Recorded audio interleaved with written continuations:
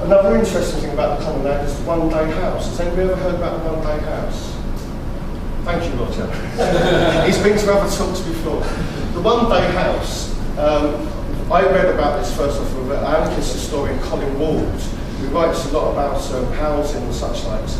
And once again, there's evidence of this in Peru, Italy, South Wales, but also Kingswood. And it's not written down anywhere. And there's different ideas around the rights to it. But in Kingswood, if you could get a structure up, 4 walls, and smoke coming out of the chimney or the hearth, between dusk to dawn, then you could claim that land.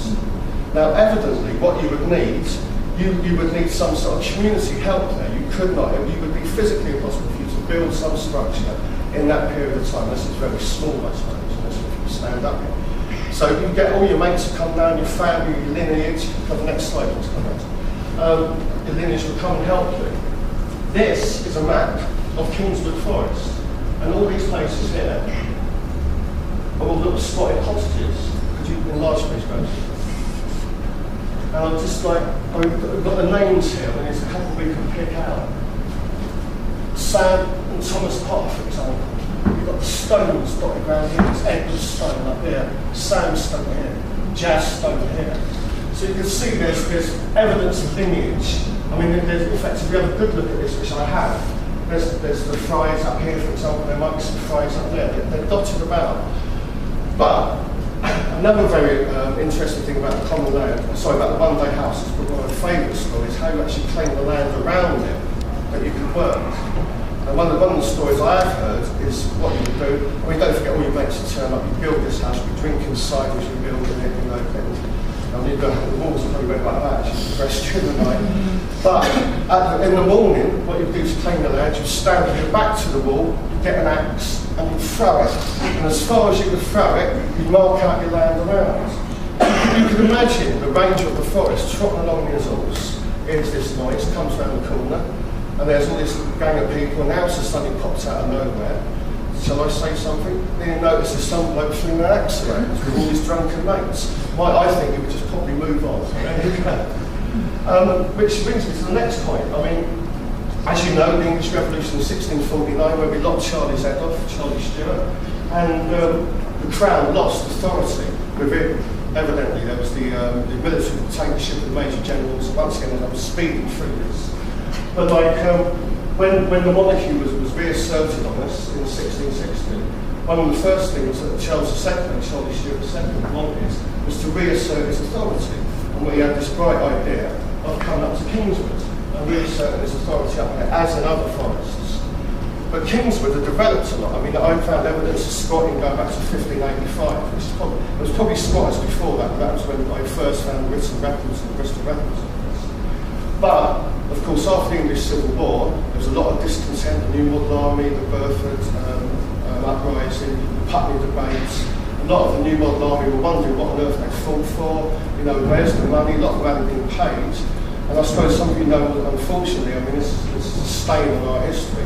There's a lot of the army were transported over to Ireland, where they fought in Cromwell's armies, the Massacre of Drogdeva and such like, you know, where they got the land in part payment for wages.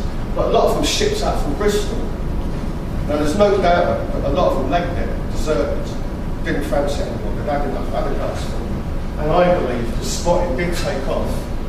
A lot of them ended up here. There was already settlements up here. I think a lot of them came up here. I mean, the Kingswood Forest was still very big, but there's a lot of room for them to move into. And in 1670, after the King, Charles II reasserted, or tried to reassert his authority, he sent a few people up to reassert authority over the forest.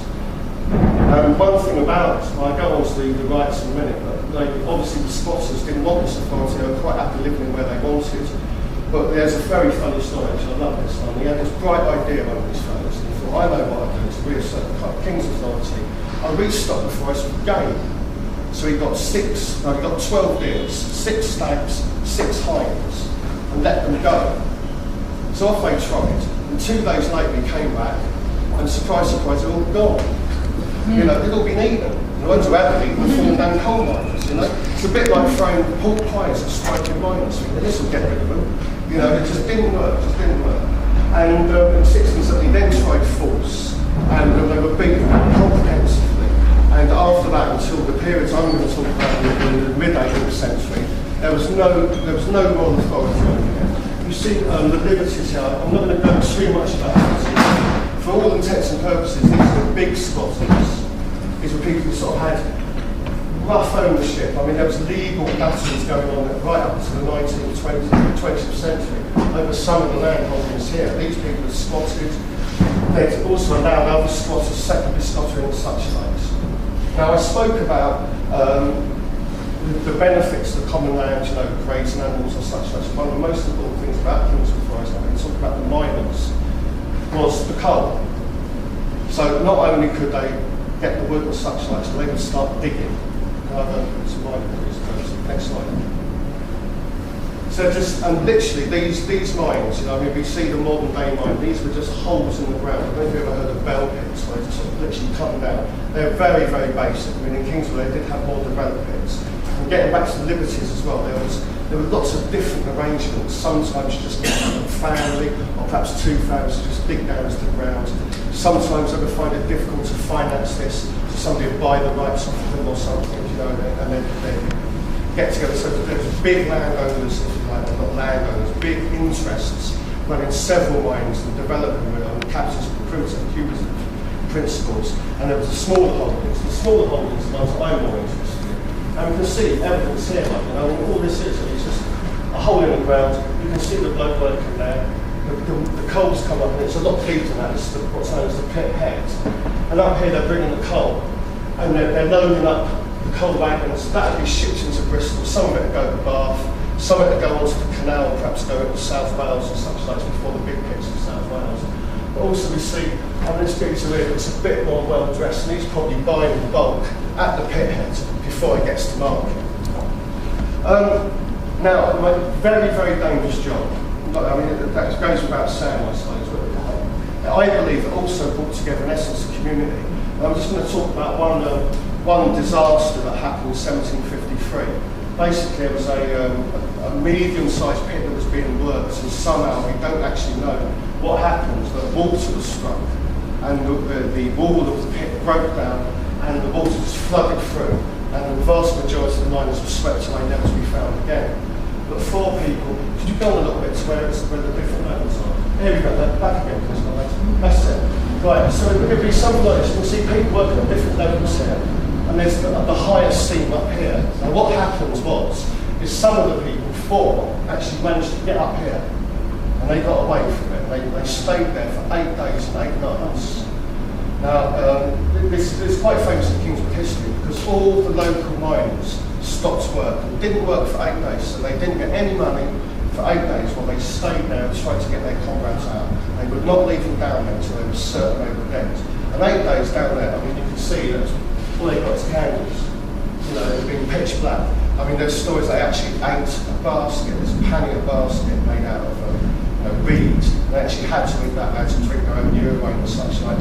The youngest down there was a 10-year-old boy. The oldest was a 73-year-old bloke. The 73, last of 73 at that day and age was an amazing achievement. And eventually they lowered down the brazier that drew the black cloud. The black cloud is sort of like a gas that sort of can be noxious, but it is noxious. And it also, they couldn't get down there. This drew the black cloud. They got down there, they got their comrades up, and they had a big celebration. They collected together £25. And that is an astronomical amount for the welfare of these 4 people, because they've gone blind. They were in a dodgy state, actually. But not only, but with this community, there is also, a strength of wider community, a sense of wider community as well. And as I said about the 1670 riots, about squatting men, if they felt they were being done down, they would react with extreme violence at times. And the Barbarous and Ungovernable people comes from a line of a historian, William Malcolmson, who wrote it in 1980, I think, 1985. And basically, this was a quote from the Methodists. I'll talk about the Methodists in a minute. But the people in the forest were seen as completely and utterly outside of normal society, if you like. But that was a two-sided sword as well, because the Kingswood miners felt that they had nothing to do with Bristol, the people of Bristol, other than to sell them the coal.